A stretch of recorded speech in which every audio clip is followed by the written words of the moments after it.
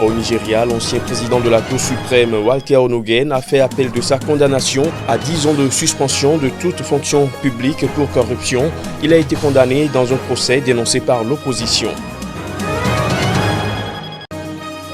En Libye, l'offensive militaire destinée à prendre le contrôle de Tripoli a déjà entraîné la mort de plus de 205 personnes et fait 913 blessés en 2 semaines. Ces derniers jours, la violence est montée d'un cran dans le pays. Et puis au Togo, l'Agence nationale de la protection civile affûte les armes de ses acteurs pour l'évaluation rapide post-catastrophe. La CEDEAO a soutenu 2 jours de formation de ses agents de la protection civile à Lomé.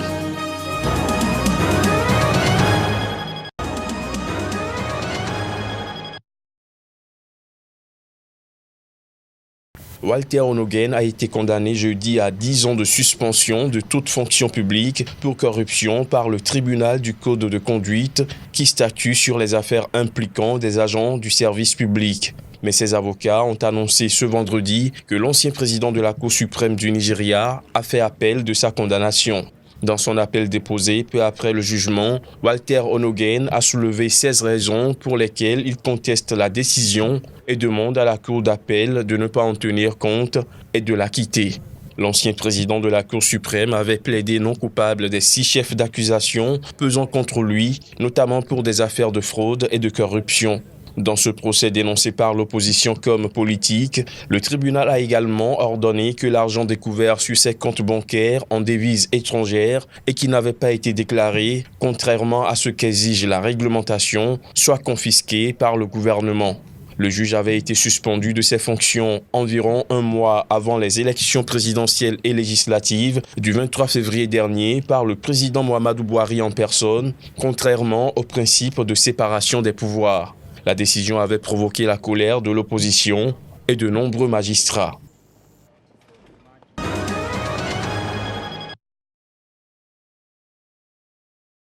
Ce que nous avons entendu et obtenu hier soir, à savoir obtenir la fuite des Boubèye, c'est le résultat d'un combat mené par l'ensemble des peuples, de tous les corps sociaux, professionnels, spirituels. Et pour une fois dans l'histoire de la démocratie, les députés se sont inscrits dans ce combat républicain en prenant leur courage au risque de la dissolution. Et ce courage assumé par les députés est un acte qui agrée le peuple malien. Donc c'est pour venir dire aux députés, bravo pour leur courage. Et c'est aussi leur dire que chaque fois qu'ils s'inscrivent dans ce genre de combat, ils bénéficieront du soutien du peuple. Et chaque fois qu'ils s'éloigneront de ce combat, ils trouveront le peuple contre eux. Donc nous sommes là, nous sommes un peuple conscient, démocrate, républicain et surtout un peuple de gratitude. Boubèye en tant que Premier ministre, qui est le responsable qui doit gérer la politique du gouvernement et l'engagement qu'il a pris devant les élus de la nation, en prenant en compte les préoccupations du peuple malien, il n'a pas pu le régler. Alors s'il n'arrive pas à le régler, la situation est très claire, il fallait créer les conditions pour le faire partir. Oui. Le peuple malien, dans l'unanimité, et plus de 117 députés ont juré sur le Coran pour le faire partir. IBK était obligé de s'énerver contre les députés. IBK, à un moment donné, a dit, même si c'est le coup d'État, j'accepte le principe, mais IBK était ensorcelé par Soumaïla Boubèye Maïga qui ne comprenait absolument rien. Il fallait le retirer de cette situation. Le peuple, nous avons accepté de prendre IBK et l'enlever dans ça. Il y a un début de satisfaction, de décrispation de la situation. Au moins, parce qu'au moins il a été le problème de tout le monde. Il a été le problème de tout le monde, il n'a rien réglé, il ne peut rien régler. Et donc nous sommes réjouis de cela, de sa démission. Qu'il quitte. On verra, il n'est pas le seul Malien. Ce n'est pas un super-homme. Il y a d'autres Maliens qui peuvent faire ça, qui peuvent fédérer les actions, qui peuvent fédérer les Maliens, qui peuvent regrouper les Maliens pour les salir dans un outil commun, pour la paix et la sécurité.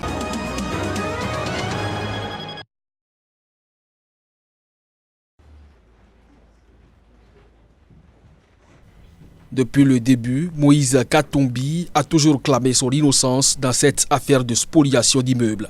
La Cour de cassation est allée dans son sens et a annulé la décision du tribunal de paix de Kamalamdo à Lubumbashi. Celui-ci avait condamné Moïse Katumbi à 3 ans de prison et à des dommages et intérêts de $1 million. La Cour de cassation a rendu un arrêt et au terme de cet arrêt, ils ont annulé purement et simplement la décision du tribunal de paix de Lubumbashi-Kamalondo qui avait condamné notre client Moïse Katumbi à 3 ans de prison avec arrestation immédiate. Aux yeux des partisans et des avocats de l'ancien gouverneur, la justice reconnaît qu'il s'agit d'une affaire politique pour l'empêcher de postuler à la présidentielle de décembre 2018. Reste l'affaire des mercenaires qui lui avait également été imputée.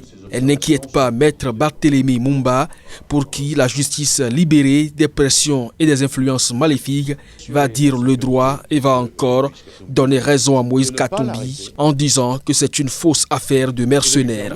Il espère que son client sera bientôt totalement libre et pourra venir contribuer au développement du pays. Conclusion de Moïse Katumbi joint au téléphone. L'arrêt de la Cour de cassation est intervenu le vendredi saint. Pour le chrétien catholique que je suis, cela est très significatif.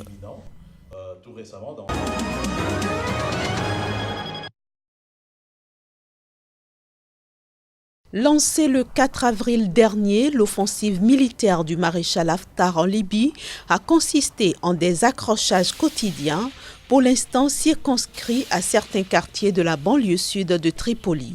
Destinée à prendre le contrôle de la capitale libyenne, cette offensive a pris de l'ampleur ces derniers jours d'après les humanitaires qui opèrent sur le terrain.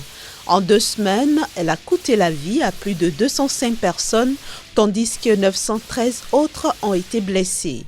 Certaines sources soutiennent par ailleurs que les violences laissent peu de répit aux civils des quartiers sud de Tripoli.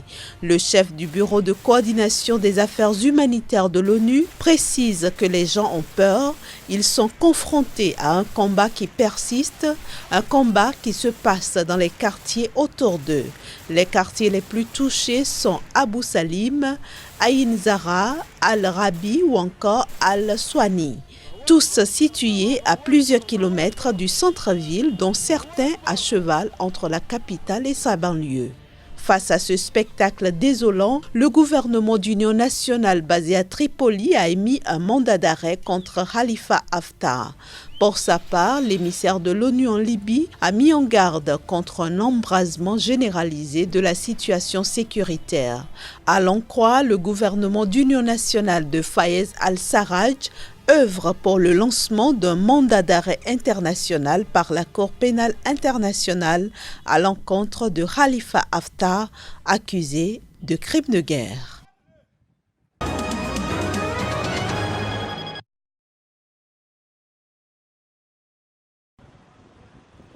Ils surprennent souvent les catastrophes afin de disposer des ressources humaines qualifiées pour l'évaluation rapide post-catastrophe.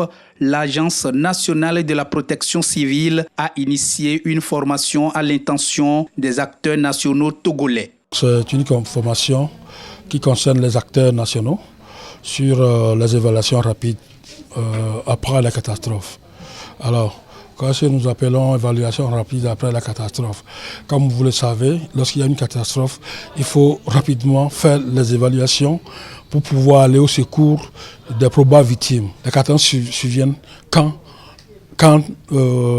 les éléments sont en contradiction avec la nature. Nous sommes aussi au début de la saison pluvieuse et déjà la météo annonce de fortes pluviométries. Donc, cette forte pluviométrie peut entraîner des inondations au Togo. Et c'est la catastrophe principale que le Togo connaît le plus souvent.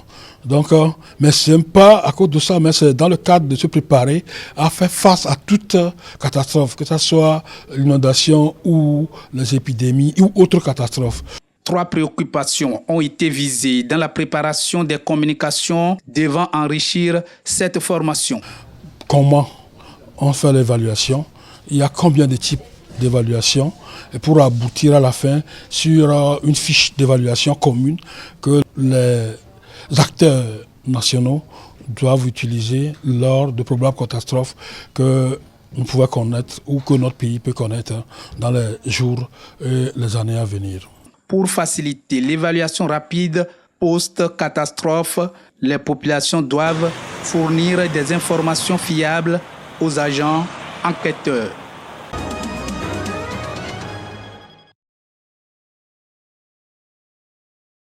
Des images du drame diffusées par les autorités locales montrent un mur de briques de l'édifice et un hangar reconverti en lieu de culte entièrement effondré. L'accident s'est produit jeudi soir dans une église pentecôtiste de la ville de Nlangubo, au nord de la troisième ville du pays, Durban, a précisé à l'AFP le porte-parole du ministère provincial des Affaires locales, Lénos Mambasso. Cet accident a provoqué la mort de 13 personnes, toutes décédées à l'arrivée des secours. Un porte-parole des services d'urgence de la province, Robert Kenzi, a confirmé ce bilan. Quelle tragédie, 13 morts et 16 personnes blessées traitées par les services d'urgence, a-t-il écrit sur son compte Twitter.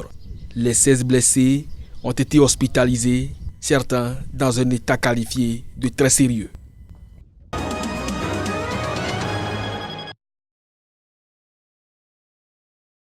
Rond de 3,5 mètres et entièrement taillée dans du bronze, la statue d'Alexandre le Grand trône sur une avenue au centre d'Athènes face à une statue de Lord Byron. Il s'agit d'un chef-d'œuvre terminé en 1972 et acquise par l'État grec en 1992, à un moment où les sentiments nationalistes étaient particulièrement exacerbés face à la revendication du nom de Macédoine par l'ex-République yougoslave nouvellement indépendante. C'est un grand jour aujourd'hui. Nous mettons en valeur le patrimoine culturel de notre ville tout en respectant une obligation que la municipalité s'est engagée à respecter depuis de nombreuses années. Né au IVe siècle avant Jésus-Christ dans la région de Macédoine, Alexandre le Grand est un roi guerrier dont les conquêtes allaient de l'Afrique à l'Inde. Un roi dont l'héritage a été disputé pendant des années entre la Grèce et l'ex-République yougoslave de Macédoine. Les deux gouvernements sont finalement arrivés à un accord en février dernier, l'ex-République yougoslave prenant le nom de Macédoine du Nord, tandis que le seul nom de Macédoine désigne la région grecque. En ce mois d'avril, la Macédoine du Nord a changé le nom d'un aéroport et d'une autoroute, tous deux nommés Alexandre le Grand, comme son plus grand stade de football, anciennement appelé Philippe de Macédoine, le père d'Alexandre.